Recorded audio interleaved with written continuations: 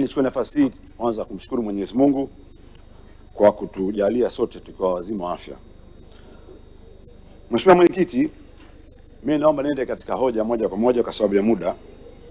Na hoja yangu mimi sitailenga katika masuala ya viwanda, nitazungumza zaidi katika biashara. Manake Mheshimiwa Mwenyekiti, kama unavyofahamu, sekta ya biashara kama mzungumzaji aliyepita ni biashara mtambuka, ni sekta mtambuka. Utalii ni biashara, kilimo ni biashara, kuuza duka ni biashara, maeneo mengi. Sisi Wazanzibari tunategemea biashara. Na katika hotuba, katika kuchangia mchango wa hotuba ya Mheshimiwa Makamu wa Waziri Mkuu, nilizungumza umuhimu wa coast yetu kutoka Pemba, Tanga, Unguja, Lindi, Mtwara. Umuhimu wa coast hii kuiangalia ni njia gani tutaisaidia katika maeneo ya biashara. Sisi Wazanzibari katika mkakati wetu wa kupunguza umaskini kuelekea 2050 tumechagua maeneo matatu: biashara, huduma na utalii. Mheshimiwa Mwenyekiti, sekta hizi tatu ni muhimu sana na zote zinategemea ni biashara. Sasa Mheshimiwa Waziri asijifunge katika kuangalia maeneo ya biashara, lazima awe visionary. Manake yeye ni sawa ni epicenter, mtu wa katikati. Maeneo yote unayoangalia, huwezi kukataa ukasema sekta ya utalii wewe hugusiki. Huwezi kukataa ukasema sekta ya kilimo wewe hugusiki. Biashara ni biashara. Na lazima tuangalie pia ukiangalia kwa upande wa huku Western Rift Valley, Kigoma, ukija zako mpaka Songwe, ukienda kule wilaya Misenyi, Mtukula, wanafanya biashara ya soko jirani mwema. Sasa hapa nataka niseme kitu cha msingi, Mheshimiwa Mwenyekiti. Kama sisi tunataka biashara na Wazanzibari na Watanzania kwa ujumla, akili zetu tusipeleke huko. Mimi juzi mtu ananiuliza uko wapi? Uko wapi? Niko wapi? Na mimi sijamwona niko wapi. Haya sasa hivi watu kuanza na michakato ya kuanzisha makundi ya urais. Akili zetu sisi ziwe ni moja. Lazima tumheshimu mwenyekiti wetu Comrade Samia Suluhu Hassan. Tukubali kwamba yeye ndiyo alama ya nchi yetu. Mimi Mheshimiwa Mwenyekiti, naomba niwape wabunge wenzangu wape walioingia ndani.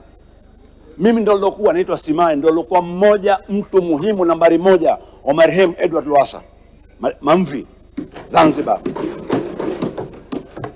Tuliamini wengi tulikuwa tuko chini kwamba Mheshimiwa Lowassa atakamata kiti cha urais. Ipo siku leo natoa isiri. Mheshimiwa Lowassa tuko chumbani katika hoteli, nampigia shati pasi. Aliniambia lazima umheshimu, na mwenyekiti wa CCM ni mtu muhimu sana, na yeye mwenyewe alimpenda sana mwenyekiti wake.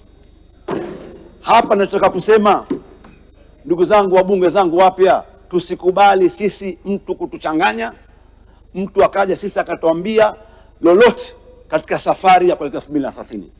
Sisi tusimame moja na Comrade Samia Suluhu Hassan ambaye ni mwenyekiti wetu, alama yetu, na ndiye anayetuunganisha sisi sote. Kwa yule yote ambaye anahisi yeye anaweza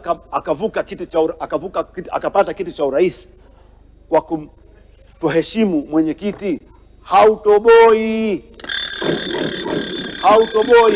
Kwa hiyo ninachokisema hapa, akili zetu sisi, Mheshimiwa Waziri, waheshimiwa wabunge, tufanyeni kazi sisi sasa hivi ya kumsaidia mwenyekiti wetu, serikali zetu, ili tuweze kutekeleza ilani ya Chama cha Mapinduzi, vijana wetu wapate ajira.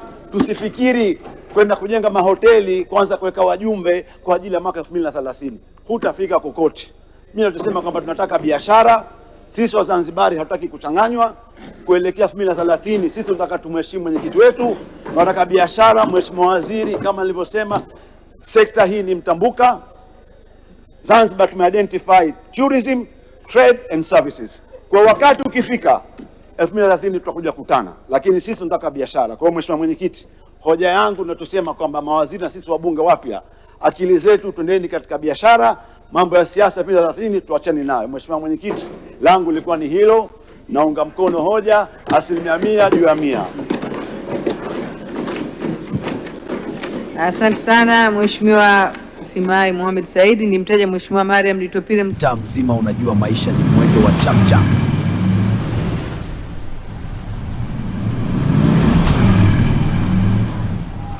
Mtaa mzima unajua maisha ni mwendo wa chapchap. Lakini leo kuna sehemu matumaini yanakutana na suluhisho.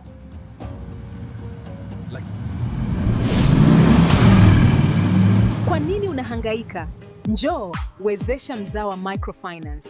Punguza stress, ongeza maendeleo.